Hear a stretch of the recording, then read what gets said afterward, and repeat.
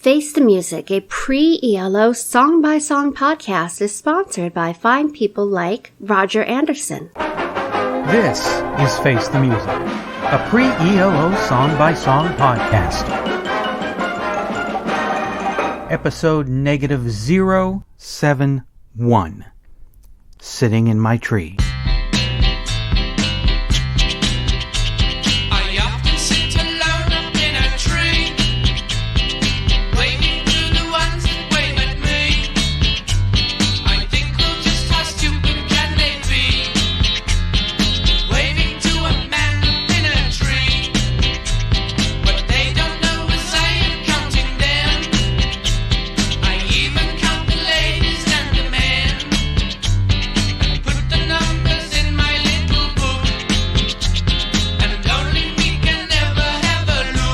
What's that song all about? Sitting in My Tree was released as the B-side for Imposters of Life's magazine in October 1967. It was also the 7th track a year later on the Idle Race's first album, The Birthday Party. In the number 6 1989 issue of the Face the Music fanzine, Gill wrote, Sitting in My Tree was a different crate of cabbages, much more indicative of the forthcoming album. Sitting in My Tree married a nursery rhyme lyric to a music hall melody and told the tale of obsessive insanity. It was written from the viewpoint of a crazy, deluded character who believed himself to be of perfect sanity, but doubted the same of the idiots on the ground who waved as he sat in his tree, making important confidential notes. As with much of Jeff's early songwriting, it revealed a somewhat twisted sense of humor, to the point of black comedy, in the seemingly lighthearted approach to what was sometimes an almost menacing subject. In the July 13th, 2012 issue of Record Collector, Nick James wrote, In what has since gone on to be labeled Toy Town Psychedelia, Lynn's writing traded on a very English mix of childlike wonder, absurdist humor, and music hall, with the fantastic meeting the mundane in an eclectic multi-hued landscape punctuated by everyday life. Drummer Roger Spencer preferred a more prosaic description. Rupert Bear music. The song was covered by The Tables on their 2000 EP, The Tables Play Idle Race. I love to count things. I know. Hi, I'm Eric Winsenson. And I'm Eric Paul Johnson. Eric and Eric sitting in a tree. Opposite sides, platonically. So anyway, Sitting in a Tree is the flip side to Imposters of Life's magazine, where it belongs. We start off with Obla Dee, Obla Da, and then go into a fake Jamaican accent, and he's sitting in a tree waving at people.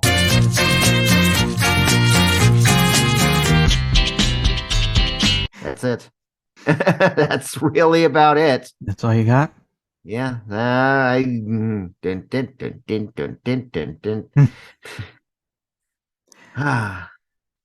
Dee Obla Da is not my favorite Beatles song either.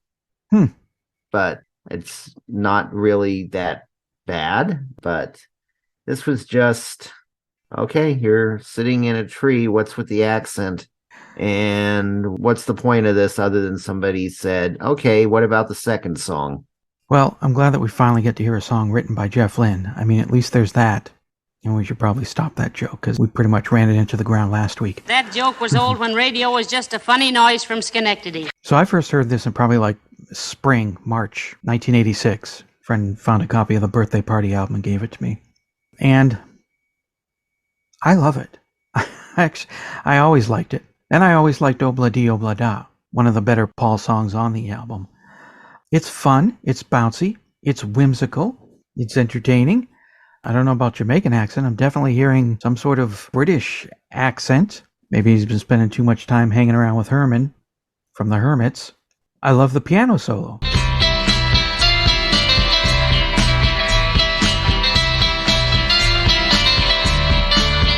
I think it's a fun little bouncy song, and that's why I like it. It's fun. It's whimsical. It's not too heavy. It's got that music hall sound that I really like.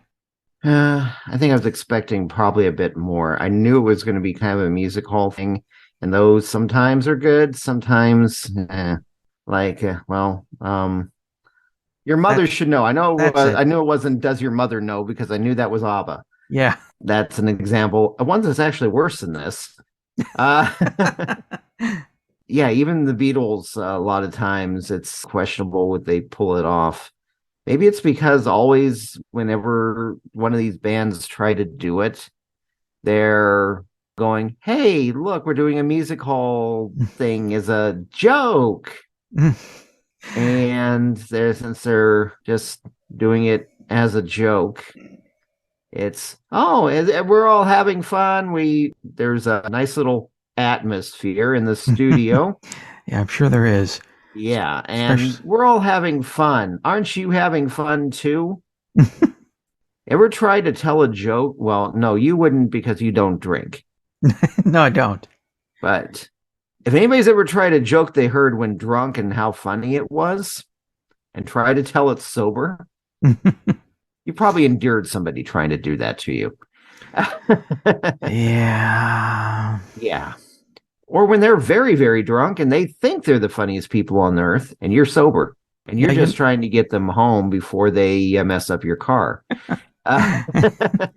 Yeah, they don't always have to be drunk either, because I have plenty of sober people come in and tell me, oh, there was this funny thing, and then recite the lines from some comic show they saw, and it's like, no, there's a reason why that person is up on stage, and you're back here making pizzas with me.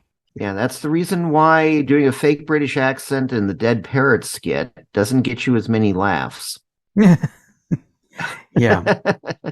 But I just always feel like, yeah, they're having a good time. They're enjoying themselves and they're having a nice laugh and everything, but you had to be there. I mean, I could see that. I don't know. The fun translated over to me. I love the lightheartedness of it. Nice for a change, considering what the last two songs that we've had was about people faking it, that we all fake it to some degree to get through life and impress other people. The other song before that was someone who feels terrible that he is just like his dad and he doesn't want to be just like his dad, but that's the mold that he was raised in and he just can't seem to break that mold.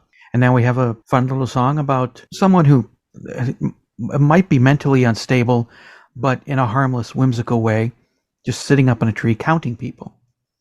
And he thinks they're stupid.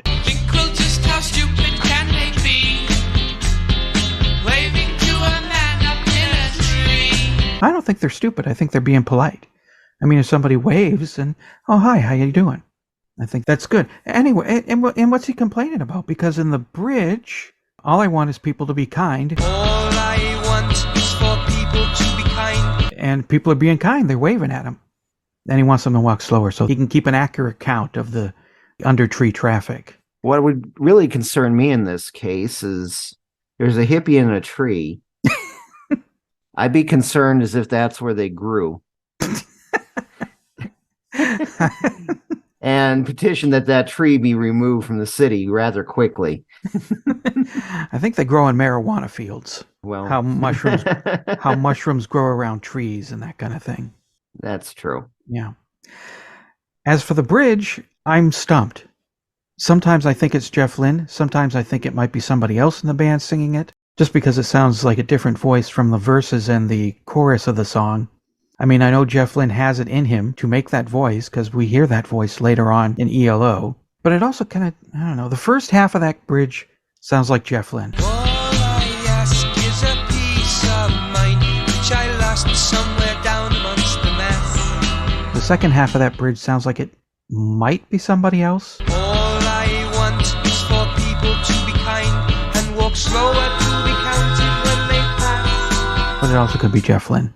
Jeff is the only listed vocalist on the song. And we'll have to go with that. Or, Jeff Lynne. 623-850-3375.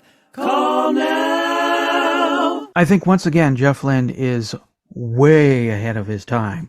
It's 1967, and he says, I even count the ladies and the men, saying that there are other genders in the world besides ladies and men. He was like 50, 60 years ahead of the gender revolution of the early 21st century. Okay. I did think it was kind of an interesting little wordplay when he says that he'll stop counting people from his tree when I meet a girl who I cannot count on. I know that I will have to stop my fun when I meet a girl who I Most of the time you would think, well, that's just some girl who's going to run around and cheat on you and plays you for a fool. But since his whole bit is just sitting up in trees counting people, maybe what he's doing is counting the people that he doesn't think would be a good match for him. Nope, not that one. Nope, not that one. Oh, but that girl. I think she's the one right there. And then he stops counting because he's found her. And then he catcalls her. Hey, baby! Now, the traditional way of meeting a woman. Mm-hmm. Now, instead of going from just a hippie in a tree, now I'm thinking of Wild Man Fisher up in a tree. My name is Larry. Hollering out, hey, baby. Anyways, he's got a whole happy plan laid out, just sitting in a tree counting people, and when he meets the one girl that he doesn't need to be counting, they marry and they live in a tree counting people again. It's kind of how me and the wife met. Got something to say about sitting in my tree? Then call the telephone line voicemail. 623-850-3375.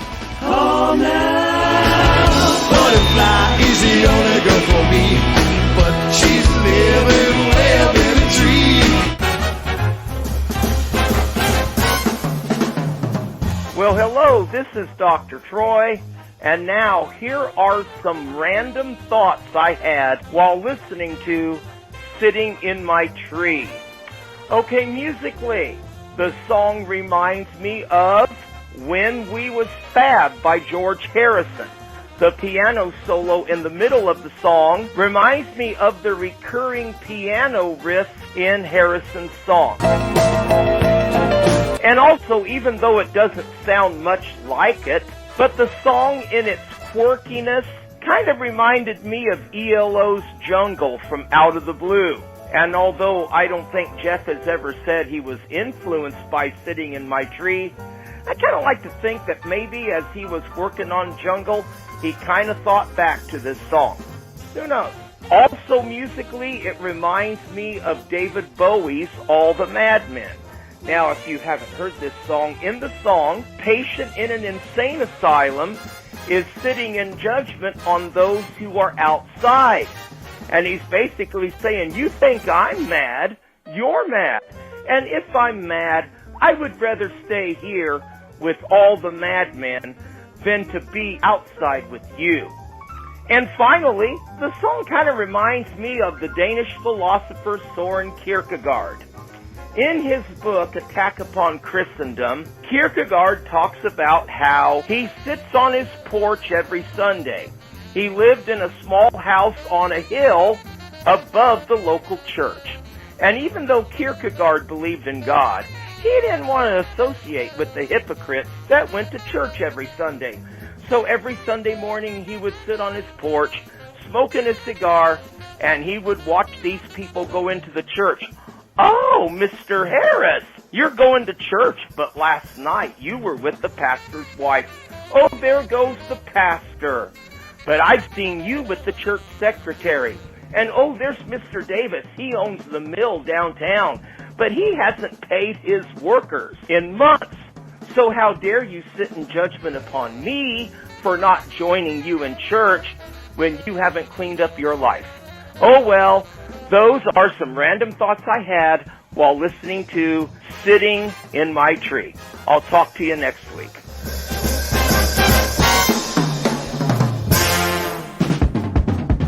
Face the Music, a pre-ELO song-by-song podcast, is a production of Radio Trolla Entertainment, Assorted Deli Meats Amalgamated. You can contact us by voicemail at 623-850-3375 or email us at eloftmpodcast@gmail.com and we'll read and reply to it on the show. Keep up to date by joining our Facebook group and spread the word by sharing the link or giving us a quick rating on iTunes. Subscribe to our YouTube page, the Electric Light Orchestra Podcast channel, to hear other goodies. You can financially support the podcast at patreon.com/ELOpod or PayPal using the podcast's email address, or send a check or money order to P.O. Box 1932, Superior, Arizona 85173. Next week, episode -070, Fire Brigade. Bye.